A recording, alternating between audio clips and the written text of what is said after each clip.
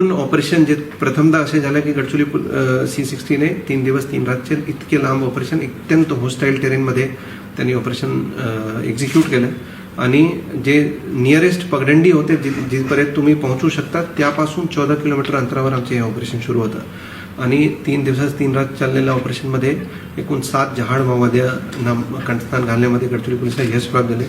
सर्वात मोठी बातमी हे आहे की जे गडचिरोली कंपनी नंबर 10चे जे इन्चार्ज त्याचे नेतृत्व होतं दोगटी चंद्रराव उर्फ प्रभाकर तेलंगणाचे राहणार आहे. ते DKSZCM incharge of western sub zonal bureau incharge of company number 10 त्यांच्यावर महाराष्ट्र शासनाने 25 लाख रुपयाचे बक्षीस जाहीर केले होते. त्यांचे खात्मा करण्यामध्ये गडचिरोली पोलिसांना यश प्राप्त झालं. हे 7 कॅडर्सचे आयडेंटिफिकेशन झालेलं आहे. 3 आमची कंपनी नंबर 10चे कॅडर आहे आणि उर्वरित 4 जे आहे ते छत्तीसगडचे वेगवेगळ्या फॉर्मेशनचे कॅडर आहे.